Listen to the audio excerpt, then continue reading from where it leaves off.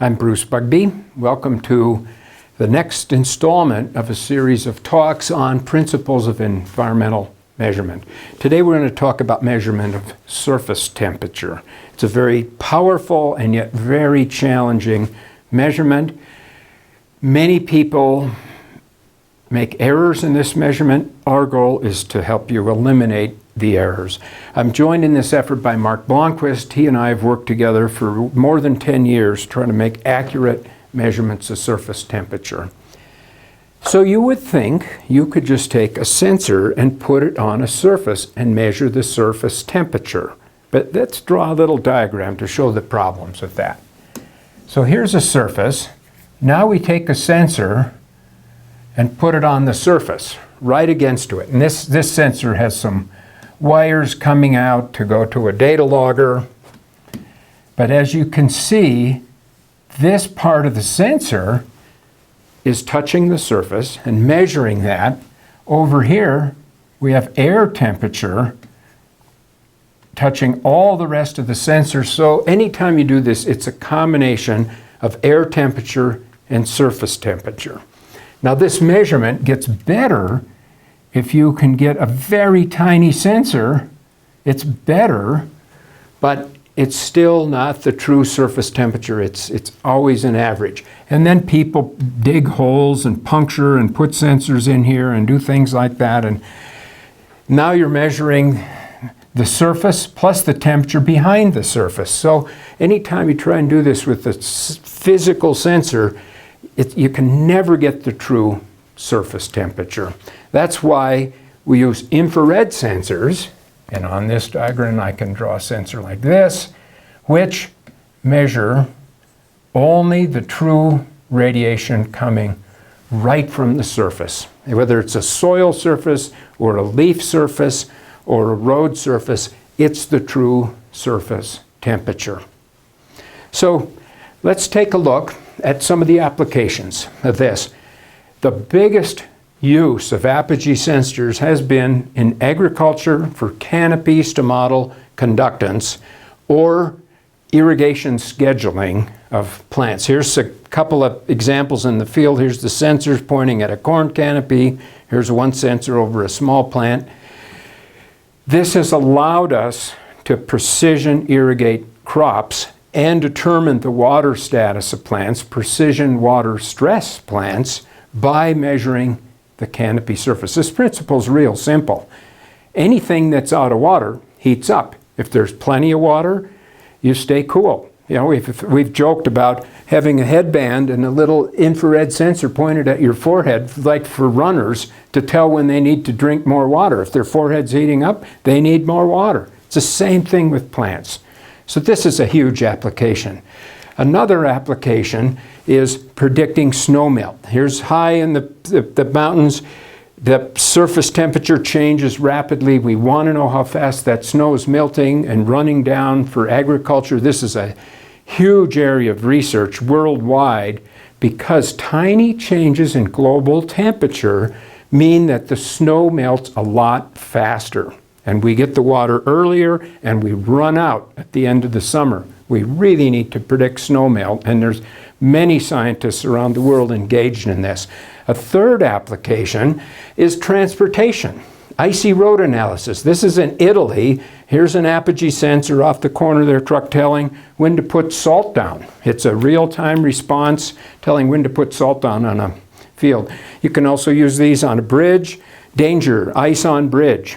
And that's determined by the temperature of the bridge. So there's a couple of applications. Now, let's start looking at some of the key things. Emissivity. This is one of the most challenging things to understand. This is the fraction of radiation from a surface that gets to the sensor. Now, let's back up and go to the fundamental equation that starts all this. This is E is for energy. I can write this, energy equals a constant called sigma. This is the Stefan Boltzmann constant. You can look it up. This is multiplied by temperature. So this is pretty simple. If this is a constant, energy is proportional to temperature. If the temperature goes up, the energy goes up. This is fundamentally how we tell radiation from a surface, is the energy emitted from it. Here's where it gets complicated. This is temperature in Kelvin. So a 1 Kelvin temperature is about 300 in a room. A 1 degree C change is only 1 part in 300 parts. So it's a small change in energy, but this is one of the few things in science that is raised to the 4th power. Kelvin temperature raised to the 4th power is energy. So obviously this is a very nonlinear thing. We've got graphs on the website that show this exact relationship. So it gets more challenging. Let's touch this up a little bit. We had an equal sign here.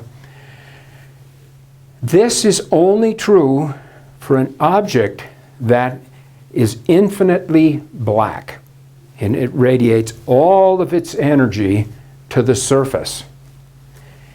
A third parameter, I've hardly got room for it, but you get the idea, is emissivity. This is a number that ranges from 0 to 1, and it's a multiplier times this whole thing. So we need to know emissivity of the surface. That's characteristic of the surface. Then we put this constant in, this sigma, and then we solve, based on the energy, we solve for the temperature of the surface. This is called the Stefan-Boltzmann law. Boltzmann came up with it, Stefan added to it. It's fundamental to all radiation physics. You don't need to know this law to use them, but it helps to understand the principles, particularly this idea of emissivity. So let's take a look at emissivity. To get accuracy, we custom calibrate every sensor.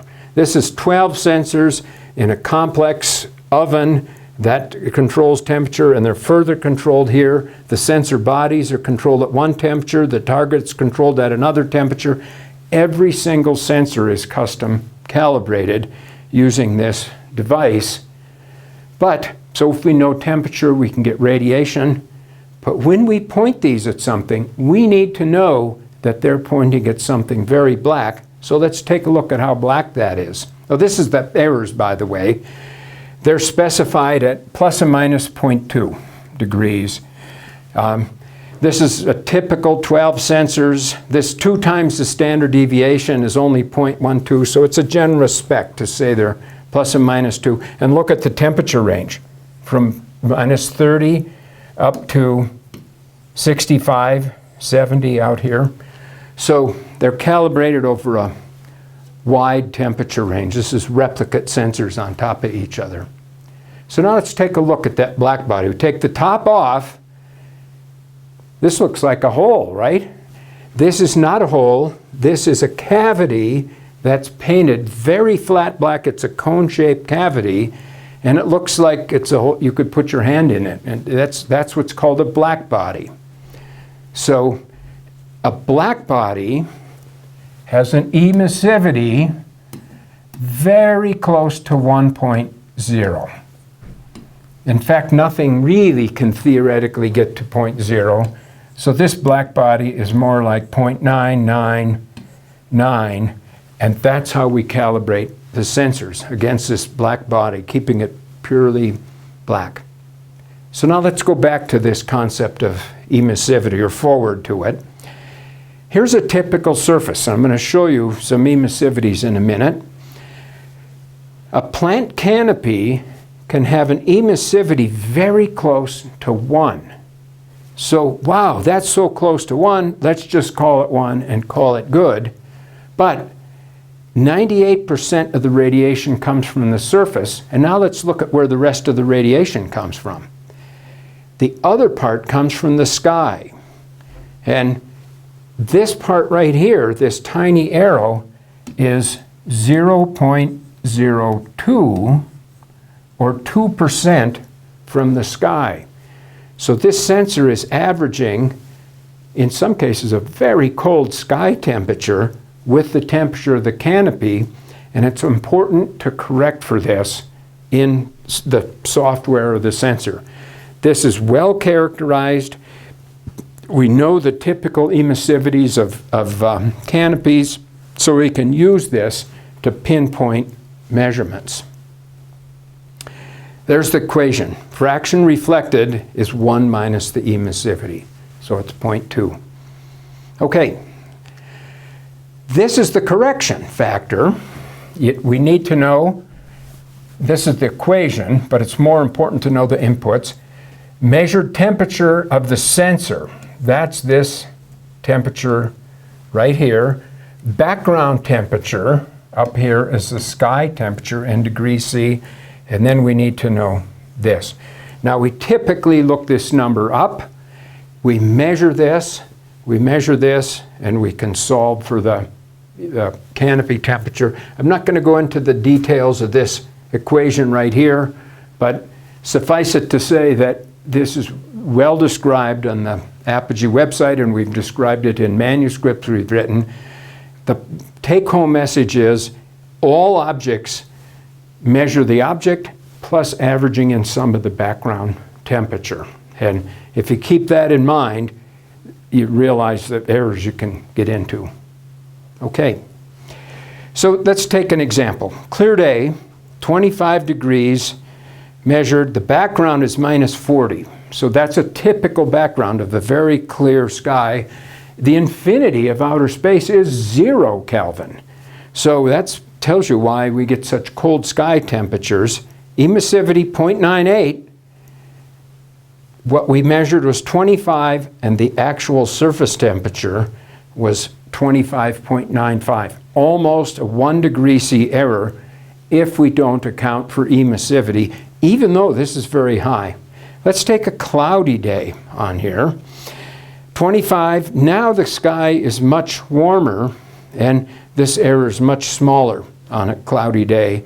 So again, these are examples of why it's so important to correct for emissivity. Okay, let's look at the field of view. All sensors have a cone-shaped field of view. Here's the target right here. And it's critical to understand what you're looking at. So to do the trigonometry of this, we called this angle here and this angle here, and now we've got a right angle, and this is the half angle here. So this describes how big the target is. Apogee describes this in two ways: the ratio of the distance to the target diameter. So this ratio, you don't need to know trigonometry to understand that ratio. We also describe it as the half angle right here, this distance here. Apogee sells a series of sensors at different fields of view, but it's imperative to know what you're looking at, because you do not want to be averaging the sky, the sidewalks, other things off on the sides. It's important that this be small, but it's even more important that we know what we're looking at. So this is described in two ways: distance to target divided by target diameter, and then the angle. So let's take a look at the area that is measured with this. Depends on three things. This field of view that we just talked about, obviously mounting height. The higher up, if this sensor is up here, we're same field of view, we're going to see a much larger circle.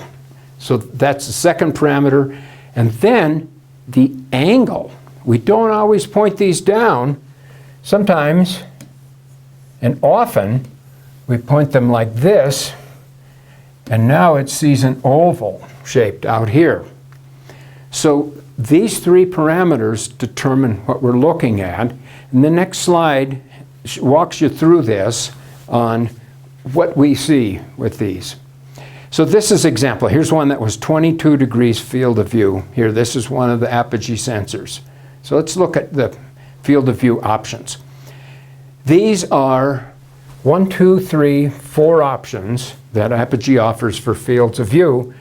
And this is an example over a target. Narrow, medium, wider, and then rectangular. And again, the rectangular, we don't want to see any sky, we don't want to see any ground. Because this is important, Apogee has a field of view tool that is on this website right here. You can find this on the Apogee website.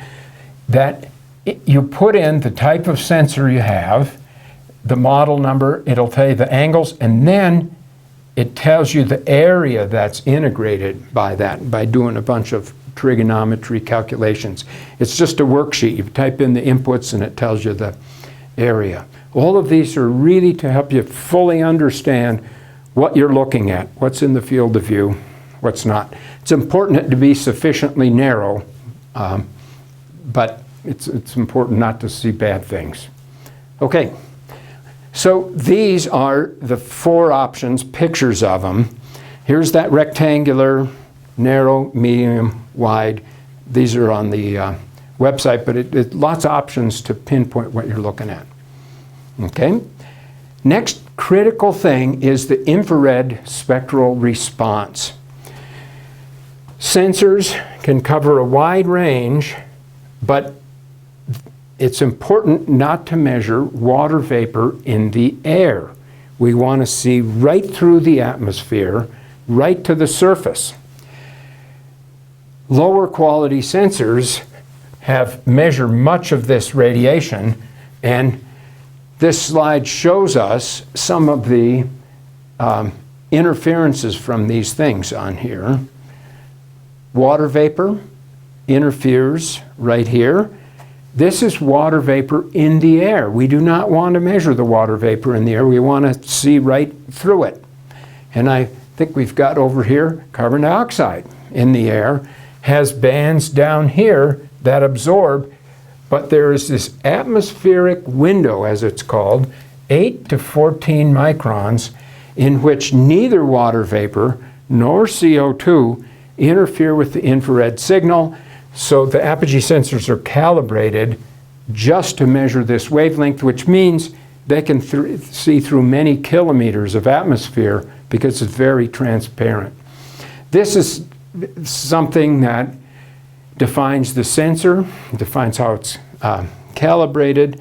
It's not, once it's done, all you need to know is it's calibrated to utilize the atmospheric window. It's not something you need to know when you're on a day-to-day basis when you're using it, except when you correct for the emissivity. It's important to know that it does atmospheric window. Okay, so what do we do when we're trying to measure a canopy and it doesn't cover all the ground? This is a common problem. You can't just point it at the plant. Now, if we put it right here, we could get it so it's only the plant, but plants move around. We want to average bigger areas. It's not possible to always have it right be above a plant. In this scenario, this fraction of the radiation is from the ground, and this fraction's from the plant. So we got a case of partial canopy cover. What this is measuring is both of these together. To solve that, we put it on an angle. And now the same field of view, look at this. All plants. It doesn't see the ground. This is only possible with a narrow field of view, so you can see out over the top of a field. So this is a common application to mount it at an angle so you only see the plants. Now there are still cases with young plants where you see some of the ground, and the next slide shows that.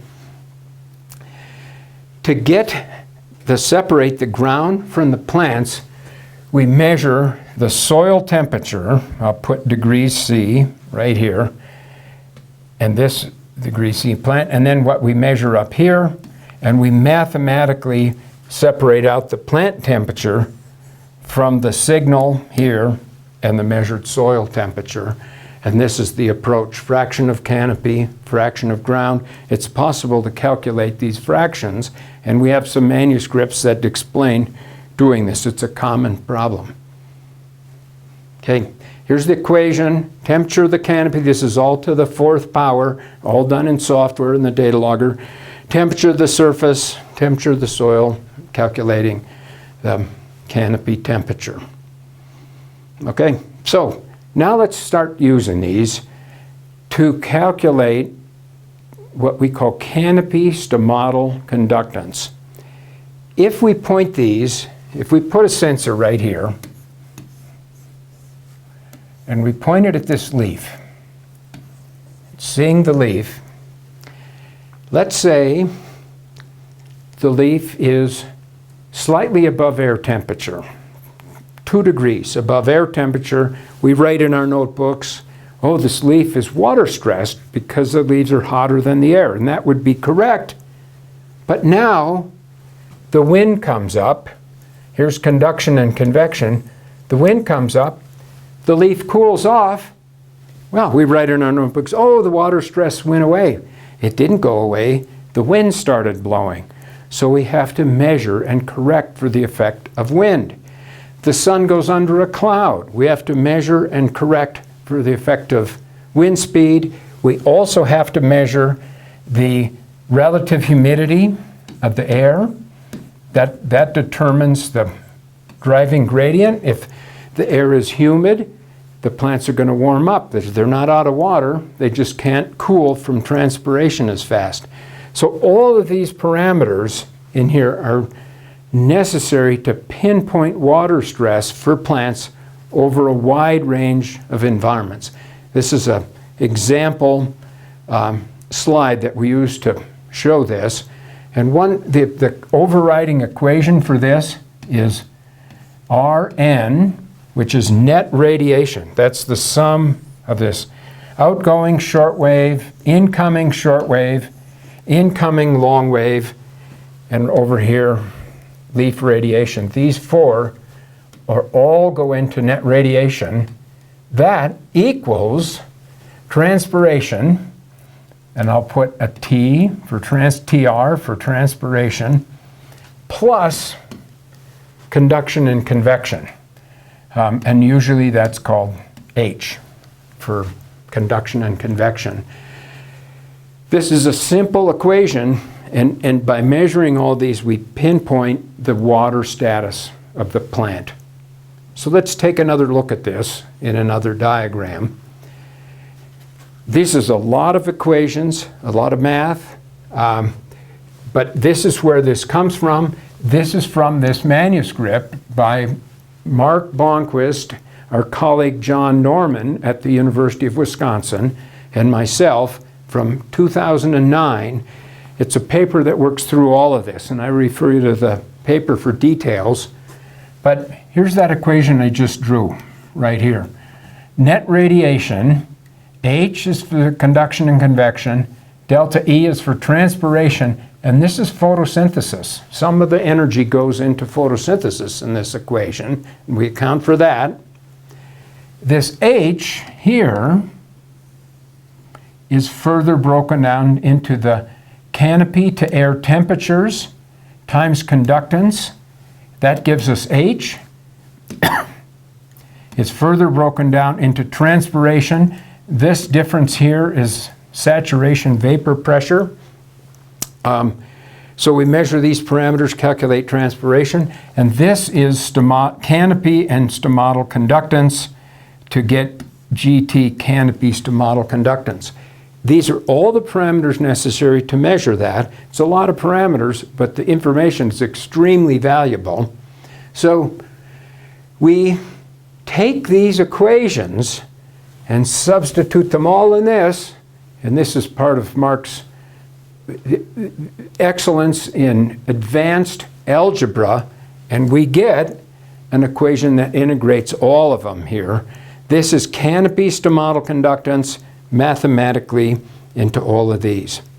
I don't know if I can erase my line there. So this equation is all done in data loggers with these inputs, and we've done this now over many fields to pinpoint water status, and I'd like to show you some of that data. The next slides show that. The advantage of this, it's a physiological variable related to stomatal conductance, and everything's in here. It can work anywhere in the world as long as you have these inputs to it. So let's take a look at some of these examples. This was in Nebraska a couple summers ago.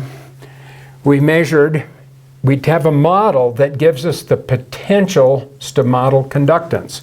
If the plant is well watered, it should transpire at the potential rate. You can see here's day and night. And day and the night, the stomates are closed. Some of these aren't smooth because there was clouds, so and other parameters. And this is our measured from our measured parameters. So what we calculate is the ratio of these two. How open were the stomates? This is Canopy stomatal conductance in moles per meter squared per second, a fundamental measurement. The ratio of actual to potential, and that's what this is. The potential should always be 1. Now here's some cases where it got above 1, and we think this was wet leaves that made this go above 1, because obviously you'd never get above the potential. But look what happens after a rainfall. Here, it gets less, and now look at what happens in the day. It also went down during the course of the day. They were more open in the morning than the evening. Further down as they dried out. Then, let's look at, this is the slope of this. Now let's look at what happens right here. Another rainfall, 20 millimeters of rainfall happened right here. The stomates jump back up to their potential and even slightly above. And then they started that downward march again. This is the power of using infrared thermometry to sort out the water potential and the stomatal conductance of the plants. This is the average conductance of all of the leaves in the field of view of the plant. And it's an automated measurement, can be made day after day. All right, let's look at our next parameter. This is a graph now of potential canopy stomatal conductance and actual, and here's our 1-to-1 line. If they're always near the potential to fall on that line, they're close to this. And the other environmental parameters affect this: humidity, wind, solar radiation. But each case, they're close to their potential. What happened up here? This is, we think, wet leaves. When the leaves are wet, we get numbers that are above 1. It's just a few values, but this shows the power of this technique for pinpointing water stress in plants. We have just a few more slides. A conclusion: canopy temperatures can be used to determine plant canopy water stress, and in this example, canopy stomatal conductance. There's simple methods to do this, and complex methods are the ones I've described here, where we measure all the parameters and account for all of them. The complex measurements work over a wider range of conditions than the simple measurements. Emissivity, that correction for that can be significant. So we measure sky temperature and mathematically correct to that. And then field of view, we talked about that. Partial canopy cover, we need to sort that out. This is the reference to the paper we're talking about. Apogee can give you copies of this. It's on the website. So this shows the details of making this measurement. Now I got one more slide that I want to talk about. Maintenance of these sensors. It's one thing to get a new sensor and get accurate data, But how about week after week, month after month, getting accurate data? 3 things cause problems. 1, optical path interferences. This is all true of all radiation measurement instruments. Spiders right here can make a nest inside this window. And some places never see this. Other places have a lot of spiders. So there's a spider nest inside that window. When that happens, the sensor suddenly flatlines. It just starts reading its own temperature. So you can tell when it happens. And you get in there with a Q-tip. And this is so important that Apogee sells these scientific Q-tips with this. Put it right in that sensor. You can clean that right out. You can also use some methanol to further clean this. Sometimes it can be helpful, or just water. But you got to keep that sensor clean. Second thing is calcium deposits. When sprinkler irrigation blasts this thing day after day, if it's being hit by moisture, it doesn't hurt the sensor. This is very waterproof, but it evaporates and it leaves a little film, a hard water film, on the inside window of the sensor. Only happens when you have water shooting up on it. That evaporates, you get this film. People sometimes use things like Windex to get that off. That doesn't help, not at all. You have to clean calcium with a dilute acid. And in fact, it doesn't even have to be that dilute because the sensor is very rugged. And again, take the Q-tips, dip them, and vinegar can work, or a dilute acid. You can clean it with acid and it comes right off. Don't try things like acetone to clean it, because that doesn't clean off salt deposits. The third biggie is dust and dirt. This happens in all windows, happens in the windows of your house. This you can clean with window cleaning products, like ammonium cleans this. You can use methanol, even acetone in here. The key, don't push too hard because you scratch the window. Let the chemistry clean the window, not mechanically screen it. Here's the Apogee website that talks about caring for this Apogee radiometer. So that's the summary of the principles of making this measurement, the things you need to watch out for. You can spend your life getting better and better at this, but you can see, I think, that this is a very powerful measurement. We're excited to work with you to help collect better data. Thanks for listening.